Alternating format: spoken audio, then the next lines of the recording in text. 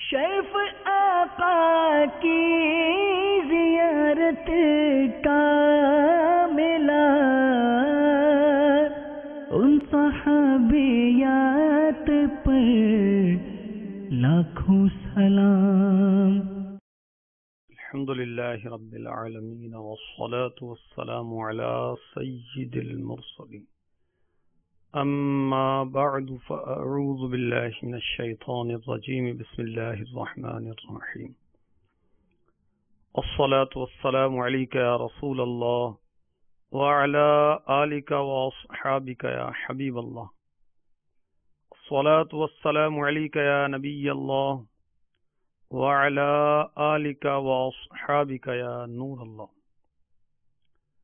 دعوت اسلامی کی اشاعتی ادارے مکتبۃ المدینہ کی مطبوعہ 419 صفحات پر مشتمل کتاب مدنی پنجسورہ، صفحہ 167 پر شیخ طریقت امیر اہل سنت بانی دعوت اسلامی حضرت علامہ مولانا ابو بلال محمد الیاس اتار قادری رضوی ضیائی دامت برکاتہم العالیہ درود پاک کی فضیلت کے بارے میں لکھتے ہیں: اللہم صلی علی روح محمد فی الارواح وعلی جسدہ فی الاجساد وعلی قبرہ فی القبور۔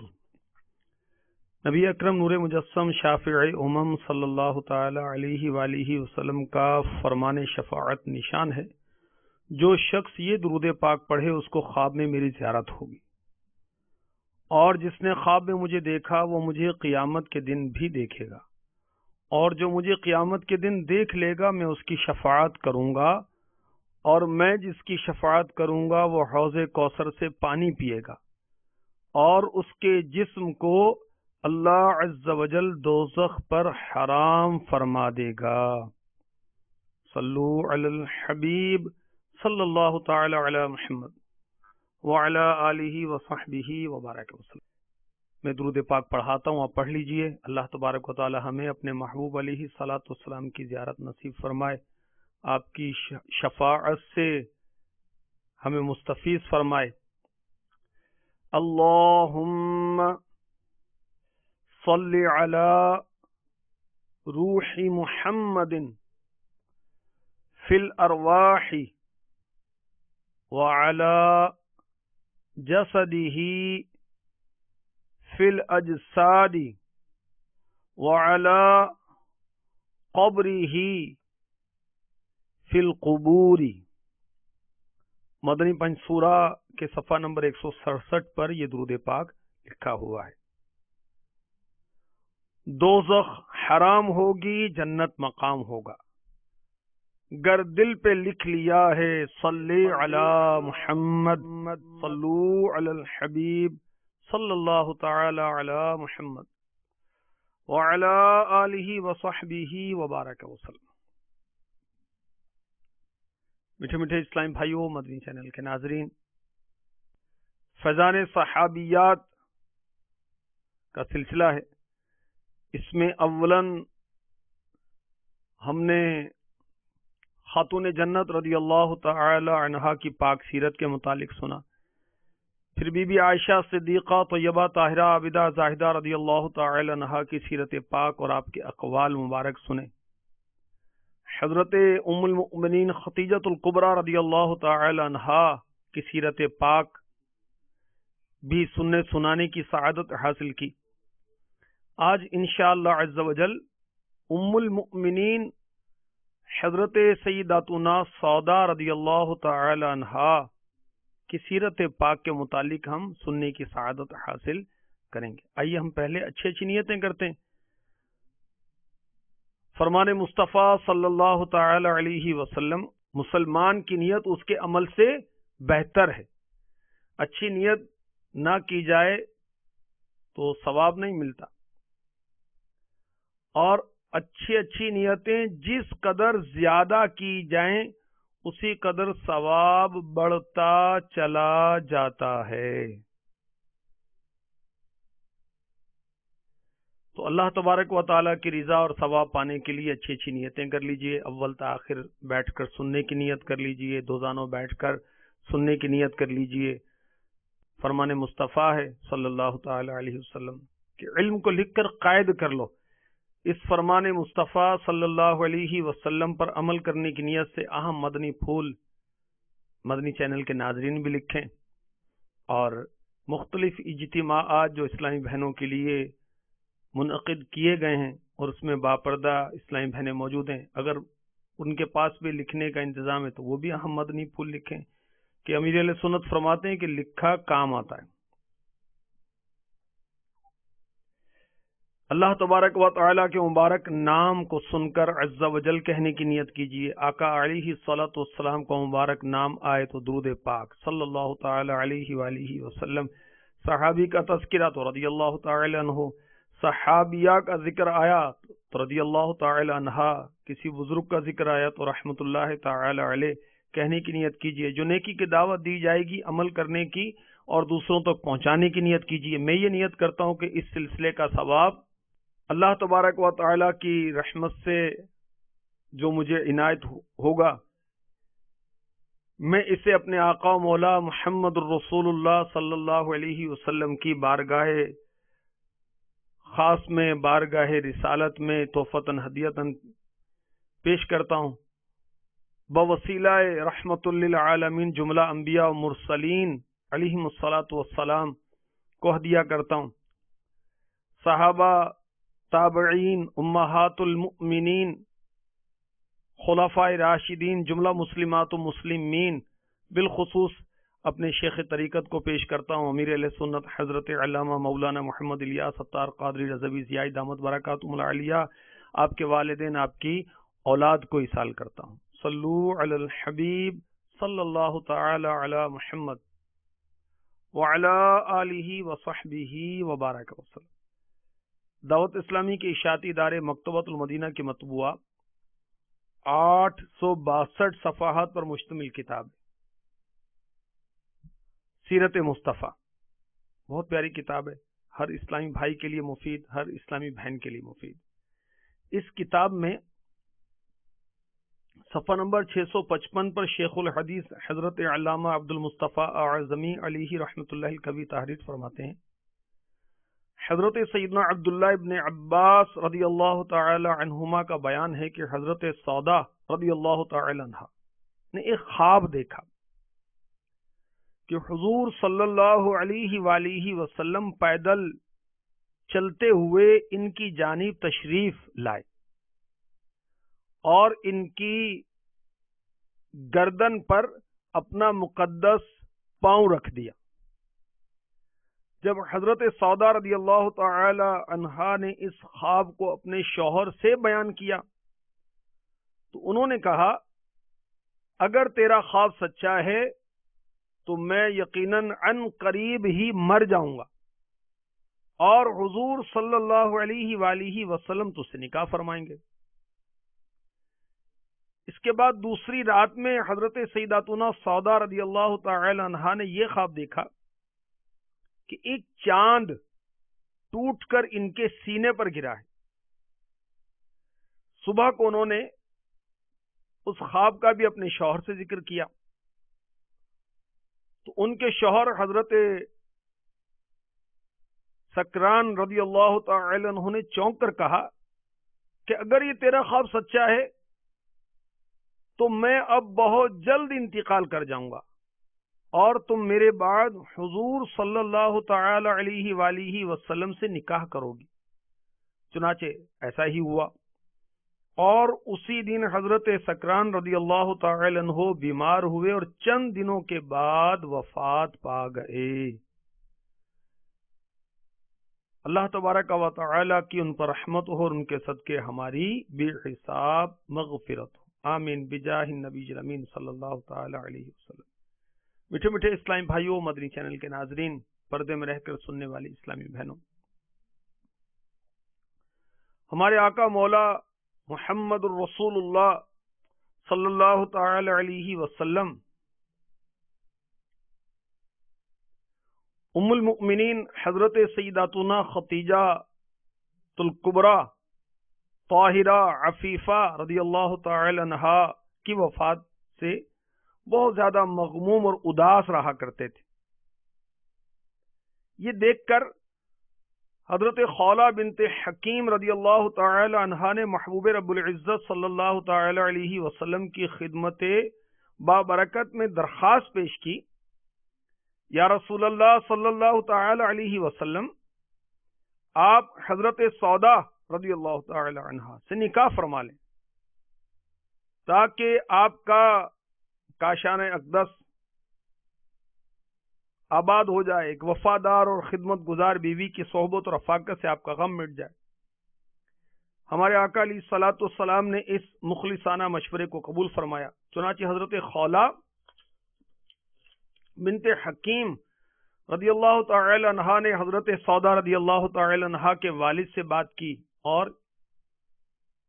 نسبت طے کرا دی، نکاح ہو گیا، اور حضرت سودا رضی اللہ تعالی عنہا امہات المؤمنین کے زمرے میں داخل ہو گئی، اور زندگی بھر شافع امم، شہنشاہ امم، رسول اکرم صلی اللہ علیہ وسلم کی زوجیت کے شرف سے سرفراز رہیں، اور انتہائی والہانہ عقیدت، الفت و محبت کے ساتھ سرور کائنات صلی اللہ تعالی علیہ وسلم کی وفادار اور خدمت گزار رہیں۔ صلو علی الحبیب صلی اللہ تعالی علی محمد وعلی آلہ وصحبہ وبارک وسلم۔ میٹھے میٹھے اسلامی بھائیوں، مدنی چینل کے ناظرین، پردے میں رہ کر سننے والی محترم اسلامی بہنوں، اللہ الرحمن عز و جل حضرت سیداتنا سودا رضی اللہ تعالی عنہا پر کس قدر مہربان ہے کہ دولت ایمان سے مالا مال کیا، پہلے شوہر کو قبول اسلام کی توفیق بخشی، اور جب پہلے شوہر انتقال کر گئے تو انہیں فخر رسول صلی اللہ علیہ وسلم کی زوجیت میں دے کر ام المؤمنین کے شرف سے سرفراز کر دیا، اور اس خوشخبری کو بذریعہ خواب انہیں پہلے بتایا گیا۔ یاد رہے، اچھے خواب نظر آنا یہ بھی اچھی بات ہے، اور اچھے خواب یہ بھی بشارت ہوتے ہیں۔ فیضان سنت اس کے اندر 4 ابواب ہیں، 4 چیپٹر ہیں، اور ایک چیپٹر جو ہے فیضان بسم اللہ، اس میں امیر اہل سنت نے خواب کے تعلق سے بہت پیارے پیارے مدنی پھول لکھے۔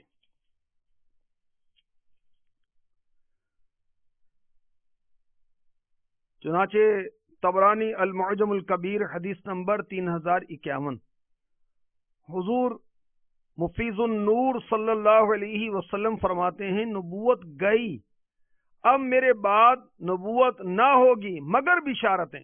وہ کیا ہیں؟ نیک خواب، اچھے خواب، کہ آدمی خود دیکھے یا اس کے لیے دیکھی جائے۔ تو اچھے خواب نظر آنا اچھی بات ہے، یہ خود دیکھے یا کوئی اس کے لیے دیکھے۔ اچھا، اگر کوئی نادان اپنی ویلیو بنانے کے لیے، اپنی نیکی کا سکہ جمانے کے لیے کوئی جھوٹا خواب بتا دے، مجھے فلاں کی زیارت ہوئی، مجھے فلاں بزرگ کی زیارت ہوئی، میں نے خواب میں یہ منظر دیکھا، میں نے مکہ دیکھا، میں نے مدینہ دیکھا، ایسے جھوٹ کہہ دے، تو یاد رکھیں یہ سخت گناہ کی بات ہے، اور اس میں جہنم کے عذاب کی حقداری ہے۔ صحیح بخاری شریف حدیث نمبر 7042، اللہ کے محبوب دانۂ غیوب منزہ عن العیوب صلی اللہ تعالی علیہ وسلم کا فرمان عبرت نشان، جو جھوٹا خواب بیان کرے اس سے بروز قیامت جو کے 2 دانوں میں گانٹھ لگانے کی تکلیف دی جائے گی، اور وہ ہرگز گانٹھ نہیں لگا پائے گا۔ ایک اور حدیث پاک میں ہے، ایک شخص ایسا کلام کرتا ہے جس میں وہ غور و فکر نہیں کرتا، حالانکہ یہ گفتگو جھوٹ، غیبت، عیب جوئی، امن گھڑت خواب وغیرہ حرام پر مبنی ہوتی ہے، تو وہ اس بات کے سبب جہنم میں اس مقدار سے بھی زیادہ گرے گا جس قدر مشرق و مغرب کے درمیان فاصلہ ہے۔ یہ بھی صحیح بخاری شریف کی حدیث ہے، اور حدیث نمبر 6477۔ اب کسی نے خواب سنایا اب وہ اس پر کیا اس کو ہم قسم دیں کہ تو نے جو کہا وہ سچ کہا؟ تو جب وہ جھوٹا خواب سنا سکتا ہے تو جھوٹی قسم بھی کھا سکتا ہے. تو کیا کریں؟ اب کسی کو وسوسہ آئے گا کہ یہی مناسب ہے کہ لوگوں میں بیان کرنے کے بجائے خواب کو صیغہ راز میں رکھا جائے، بتایا نہ جائے. اس وسوسے کا علاج امیر اہل سنت نے لکھا ہے. آپ لکھتے ہیں کیا مناسب ہے اور کیا مناسب نہیں، اس کو بزرگان دین رحمہم اللہ المبین ہم سے زیادہ بہتر سمجھتے تھے. اچھے خواب بیان کرنے سے شریعت نے منع نہیں فرمایا تو ہم کون ہیں روکنے والے؟ قرآن کریم، حدیث مبارکہ اور بزرگان دین رحمہم اللہ المبین کی کتابوں میں خوابوں کا بکثرت تذکرہ ہے. حضرت سیدنا امام ابو القاسم کوشیری رحمۃ اللہ تعالی علیہ نے رسالہ کوشیریہ میں رؤیا القوم نامی باب میں صفحہ 368 تا 377 پر اولیاء کرام کے 66 خواب نقل کیے. حجت الاسلام حضرت سیدنا امام محمد غزالی علی رحمۃ اللہ الوالی نے احیاء العلوم کی 4 جلد کے صفحہ نمبر 540 تا 543 پر منامات المشائخ نامی باب میں 49 خواب نقل کیے. نیز حیات اعلی حضرت کے صفحہ نمبر 412 تا 432 پر اعلی حضرت کے 14 خواب خود آپ ہی کی زبانی مروی ہیں. اور خواب یہ احادیث صحیحہ سے ثابت ہے، اور بلکہ خوابوں کا ذکر یاد رکھیں قرآن پاک میں بھی ہے. جی ہاں، کہاں کہاں ہے میں آپ کو عرض کرتا ہوں. قرآن پاک میں 6 سچے خوابوں کا ذکر ہے. امیر اہل سنت دامت برکاتہم العالیہ نے جو مدنی انعامات اسلامی بھائیوں کے لیے 72، اسلامی بہنوں کے لیے 63 عنایت فرمائے ہیں، اس کے اندر کنز الایمان کے ترجمہ اعلی حضرت کے ساتھ اور تفسیر خزائن العرفان کے ساتھ 3 آیات ڈیلی روزانہ پڑھنے کی ترغیب ہے. تو قرآن پاک اگر ہم پڑھتے ہوتے تو بہت ساری معلومات مل جاتی، یہ بھی پتہ چل جاتا کہ خوابوں کی کیا حقیقت ہوتی ہے. بہرحال قرآن پاک میں 6 سچے خوابوں کا ذکر ہے. 4 خواب جو ہیں یہ سورہ یوسف میں ہیں. ایک خواب حضرت یوسف علیہ السلام نے دیکھا جس میں 11 ستاروں، سورج، چاند کو سجدہ کرتے ہوئے دیکھا. یہ سورہ یوسف کی 4 آیت میں مذکور ہے. 2 خواب قید خانے میں 2 قیدیوں نے دیکھے جو یوسف علیہ السلام کو انہوں نے سنائے. ایک نے کہا میں خواب میں شراب یعنی انگور نچوڑ رہا ہوں، دوسرے نے کہا کہ سر پر روٹیاں اٹھائے ہوئے ہوں جس کو پرند کھا رہے ہیں. یہ سورہ یوسف کی آیت نمبر 36 میں. اور ایک خواب مصر کے بادشاہ نے دیکھا تھا کہ 7 فربا یعنی موٹی گائیں 7 لاغر یعنی پتلی گایوں کو کھا رہی ہیں، اور 7 ہرے بھرے خوشے ہیں اور 7 سوکھے ہوئے خوشے ہیں. یہ سورہ یوسف کی آیت نمبر 43 میں ہے. ایک خواب حضرت ابراہیم علیہ السلام کا قرآن پاک میں مذکور ہے، سورہ صافات میں آیت نمبر 102، کہ آپ نے دیکھا کہ آپ اپنے بیٹے حضرت اسماعیل علیہ السلام کو ذبح کر رہے ہیں. اور 6 سچا خواب قرآن پاک میں جو مذکور ہے وہ ہے ہمارے آقا حضرت سیدنا محمد الرسول اللہ صلی اللہ تعالی علیہ وسلم کا، کہ آپ نے خواب دیکھا کہ مسلمان امن کے ساتھ عمرہ کرنے کے لیے مکہ مکرمہ میں داخل ہوں گے. سورہ فتح کی آیت نمبر 27. تو خوابوں کا تو قرآن میں ذکر ہے، اور احادیث صحیحہ سے ثابت حضور اقدس سید عالم صلی اللہ تعالی علیہ وسلم اسے یعنی خواب کو امر عظیم جانتے اور اس کے سننے، پوچھنے، بتانے، بیان کرنے میں نہایت درجے کا اہتمام فرماتے. صحیح بخاری وغیرہ میں حضرت سمورہ بن جندب رضی اللہ تعالی عنہ سے ہے، حضور پرنور صلی اللہ تعالی علیہ وآلہ وسلم نماز صبح پڑھ کر حاضرین سے دریافت فرماتے، آج کی شب کسی نے کوئی خواب دیکھا؟ جس کسی نے دیکھا ہوتا تو عرض کر دیتا، اور حضور صلی اللہ تعالی علیہ وسلم تعبیر فرماتے۔ یہ صحیح بخاری شریف کی حدیث ہے اور حدیث نمبر ہے 1386۔ سرکار اعلی حضرت رحمۃ اللہ تعالی علیہ مزید فرماتے ہیں کہ احمد و بخاری و ترمذی حضرت ابو سعید خدری رضی اللہ تعالی عنہ سے راوی حضور اقدس صلی اللہ تعالی علیہ وآلہ وسلم فرماتے ہیں، جب تم میں سے کوئی ایسا خواب دیکھے جو اسے پیارا معلوم ہو، اچھا معلوم ہو، تو وہ اللہ تعالی کی طرف سے ہے، چاہیے کہ اس پر اللہ تعالی کی حمد بجا لائے، اللہ کا شکر ادا کرے اور لوگوں کے سامنے بیان کرے۔ بعض جو ہیں وہ کہتے ہیں کہ یہ بھی دعوت اسلامی والے خواب بہت بیان کرتے ہیں، اپنے پیر صاحب کی فلاں کرامت بیان کر رہے ہیں، جو فلاں خواب بیان کر رہے ہیں، فلاں بشارت بیان کر رہے ہیں، اور ان کو مدینہ نظر آتا ہے بس خواب میں۔ تو جو مدینہ سارا دن کرے گا اس کو خواب میں بھی مدینہ نظر آئے گا۔ تو اچھے خواب بیان کرنے میں کوئی حرج نہیں، ٹھیک ہے۔ دیکھیں ابھی آپ نے سنا کہ چاہیے کہ اللہ تعالیٰ کی حمد بجا لائے، اچھا خواب دیکھے اور لوگوں کے سامنے بیان کرے۔ یہ حدیث پاک ہے مسند امام احمد، حدیث نمبر ہے 6223۔ تو بہرحال دعوت اسلامی والے جو ہیں ان کی یہ تنظیمی تربیت کی جاتی ہے کہ اگر خود وہ خواب دیکھیں تو اپنے اس پر بیان نہ کریں، ورنہ پھر وہ خود پسندی سے، ریاکاری سے بچنا مشکل ہوگا، اور کسی کا خواب بیان کریں تو وہ بھی نام لے کر بیان نہ کریں۔ ہاں، مدنی بہاریں دعوت اسلامی کا ایک شعبہ ہے، ان کو جو بھی بشارت ہے، جو بھی خواب ہے وہ لکھ کر بھیج دیں، پھر وہ جو چاہیں اس کی ترکیب کر لیں۔ اور یہ بھی یاد رکھیں کہ ہر ایک کو اپنا خواب نہیں بتانا چاہیے۔ جو ہمدرد ہے، خیر خواہ ہے، اس کے سامنے ہی اپنا خواب بیان کرنا چاہیے۔ لیکن خواب کی تعبیر بتانا یہ ایک علم ہے، ہر عالم بھی خواب کی تعبیر بتانے کا اہل نہیں ہے۔ 152 رحمت بھری حکایات، یہ مکتبۃ المدینہ کی کتاب ہے، اس میں بزرگان دین کے رحمت بھرے خواب لکھے ہوئے ہیں، بہت سارے، یہ پڑھیے۔ اور شروع میں خواب کے تعلق سے بہت علمی مدنی پھول موجود ہیں۔ کاش ہمیں بھی ایسا کوئی خواب نظر آ جائے کہ جس میں ہمیں اللہ کے محبوب کی زیارت ہو جائے۔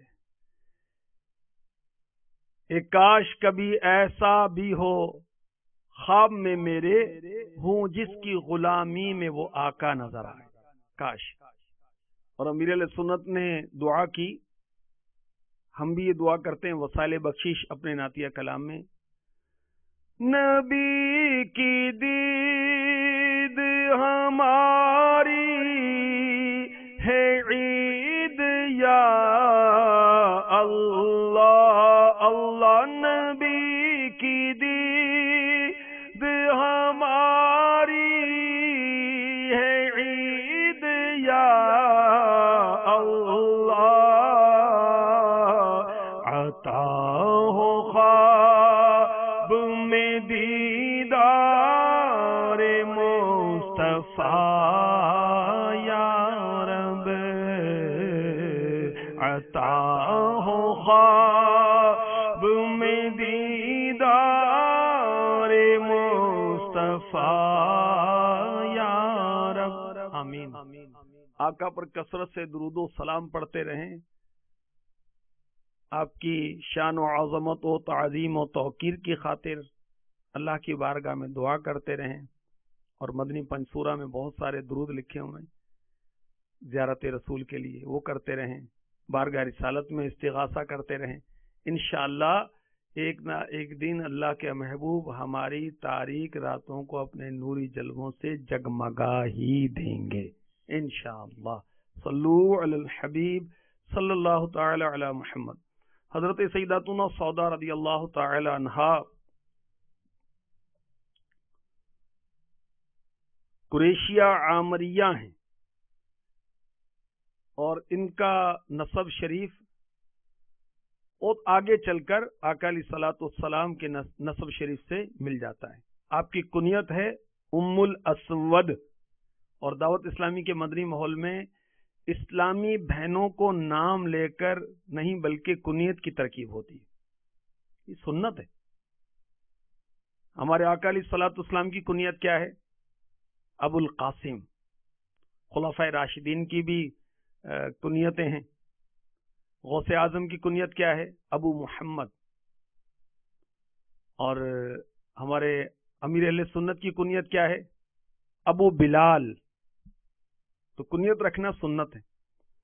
تو اسلامی بہنیں جو شادی شدہ ہیں اور بچوں والی ہیں تو بچوں کی نسبت سے، اور اگر شادی نہیں ہوئی تو پھر والد کی نسبت سے بنت خلیل، بنت جمیل، ٹھیک ہے، اور ورنہ بچوں کی نسبت سے تو بہرحال کنیت رکھنا سنت ہے۔ حضرت سیداتنا سودا رضی اللہ تعالی عنہا کی کنیت ہے ام الاسود، اور آپ نے شروع اسلام میں ہی مکہ مکرمہ زادہ اللہ شرفم و تعظیمہ میں اسلام قبول کر لیا تھا۔ آپ کا پہلا نکاح ہوا تھا آپ کے چچا زاد سکران بن عمرو بن عبد شمس رضی اللہ تعالی عنہ، اور حضرت سکران رضی اللہ تعالی عنہ بھی آغاز میں ہی دامن اسلام سے وابستہ ہو گئے تھے، اور ایک شہزادہ عبد الرحمن ان سے ہوا تھا۔ پیارے آقا علیہ الصلوۃ والسلام سے آپ کی کوئی اولاد نہیں ہوئی۔ آپ طویل القامت تھیں، فربا اور جسیم تھیں۔ طبقات الکبریٰ میں ہے کہ ام المؤمنین بنت امیر المؤمنین حبیبہ حبیب خدا حضرت سیداتنا عائشہ صدیقہ طیبہ طاہرہ عابدہ زاہدہ رضی اللہ تعالی عنہا فرماتی ہیں، ایک دن ہم ازواج نبی بارگاہ رسالت میں حاضر تھیں۔ ہم نے پوچھا یا رسول اللہ صلی اللہ تعالی علیہ وسلم، ہم میں سے سب سے پہلے آپ کی طرف کون روانہ ہوگا؟ یعنی جب آپ وصال فرمائیں گے تو آپ کی ازواج پاک میں سب سے پہلے کون وفات پائے گا، کون آپ سے پہلے ملے گا؟ غیب جاننے والے نبی مکی مدنی محمد عربی صلی اللہ تعالی علیہ وآلہ وسلم نے فرمایا، تم میں سے جس کے ہاتھ سب سے زیادہ لمبے ہیں وہ۔ حضرت سیداتنا عائشہ رضی اللہ تعالی عنہ فرماتی ہیں، ہم ازواج نبی اپنے ہاتھ ناپتی، ہم سائز ناپتی تھیں کہ کس کا ہاتھ لمبا ہے، تو حضرت سودا رضی اللہ تعالی عنہ کا ہاتھ لمبا پاتی۔ لیکن جب ام المؤمنین حضرت زینب بنت جہش رضی اللہ تعالی عنہ ہم سے سب سے پہلے وفات پائیں تو ہم نے جانا، ہمیں پتا چلا کہ لمبے ہاتھ سے مراد کیا تھی؟ سخاوت۔ یعنی آقا علیہ الصلوۃ والسلام نے یہ فرمایا تھا کہ تم میں سے سب سے پہلے مجھ سے وہ ملے گی جو سخاوت زیادہ کرنے والی ہے۔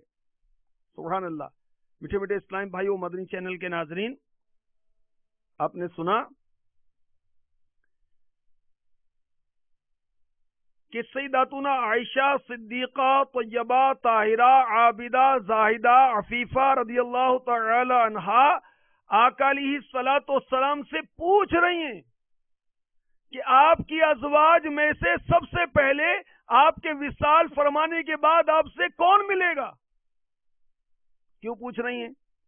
یہ جانتی ہیں کہ میرے سرتاج صاحب معراج علم غیب جانتے ہیں، غیب کی خبریں دیتے ہیں، جبھی تو پوچھا، اور میرے آقا علیہ الصلوۃ والسلام نے بھی جواب مرحمت فرما دیا۔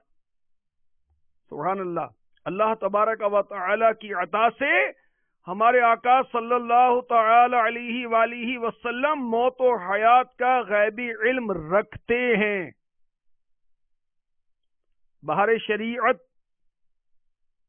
زیارت کر لیجئے، مدنی چینل کے ناظرین دیکھ لیں، مکتبۃ المدینہ نے بڑی شان کے ساتھ اسے شائع کیا ہے، تسہیل کے ساتھ، تخریج کے ساتھ، اس ترکیب سے شاید بہار شریعت کسی نے پہلے شائع نے کی ہوگی، جیسے مکتبۃ المدینہ نے شائع کی الحمدللہ۔ اس کے جلد 1 حصہ 1 صفحہ نمبر 41 اور مزید آگے بھی ہے، عقائد کا بیان ہے یہ، عقائد متعلقہ نبوت، عقیدہ 21۔ اللہ عز و جل نے انبیاء علیہم السلام کو اپنے غیوب پر اطلاع دی۔ زمین و آسمان کا ہر ذرہ ہر نبی کے پیش نظر ہے، مگر یہ علم غیب کا ان کو ہے، اللہ عز و جل کے دیے سے ہے، لہذا ان کا علم عطائی ہوا، اور علم عطائی اللہ عز و جل کے لیے محال ہے کہ اس کی کوئی صفت کوئی کمال کسی کا دیا ہوا نہیں ہو سکتا، بلکہ ذاتی ہے۔ انبیاء علیہم السلام غیب کی خبر دینے کے لیے ہی آتے ہیں کہ جنت و نار و حشر و نشر و عذاب و ثواب غیب نہیں تو اور کیا ہیں؟ ان کا منصب ہی یہ ہے کہ وہ باتیں ارشاد فرمائیں جن تک عقل و حواس کی رسائی نہیں، اور اسی کا نام غیب ہے۔ اولیاء کو علم غیب عطائی ہوتا ہے مگر بواسطہ انبیاء کے۔ میٹھے میٹھے اسلامی بھائیوں، مدنی چینل کے ناظرین، پردے میں رہ کر سننے والی اسلامی بہنوں، سنا آپ نے، سمجھا کہ انبیاء کو اللہ تعالیٰ نے اپنے غیوب عطا فرمائے ہیں، اور جو اللہ تعالیٰ کا علم ہے وہ ذاتی ہے، اور زمین و آسمان کا ہر ذرہ ہر نبی، صرف ہمارے نبی نہیں بلکہ ہر نبی، ہمارے نبی کے علم کی تو بات ہی کیا ہے، سارے نبیوں سے بڑھ کر علم اللہ تعالیٰ نے ہمارے نبی کو عنایت فرمایا۔ تو زمین و آسمان کا ہر ذرہ ہر نبی کے پیش نظر ہے، اور نبیوں کے وسیلے سے اولیاء کو بھی علم غیب اللہ تعالی عطا فرماتا ہے، اور نبی آتے ہی غیب کی خبریں دینے کے لیے۔ جنت کیا ہے؟ غیب تو ہے۔ جہنم کیا ہے؟ غیب تو ہے۔ حشر کیا ہے؟ غیب تو ہے۔ نشر کیا ہے؟ غیب تو ہے۔ عذاب و ثواب غیب نہیں تو اور کیا ہے؟ تو نبی یہ خبریں دینے کے لیے آتے ہیں، اور ہمارے آقا علیہ الصلوۃ والسلام سے ہماری امی جان سیداتنا عائشہ صدیقہ طیبہ طاہرہ عابدہ زاہدہ رضی اللہ تعالی عنہا پوچھتی ہیں غیب کی خبر کہ آپ کے بعد، آپ کے دنیا سے پردہ فرمانے کے بعد ازواج نبی میں سب سے پہلے آپ سے کون ملیں گی؟ میرے آقا علیہ الصلوۃ والسلام اشارہ فرماتے ہیں جس کا ہاتھ لمبا ہے،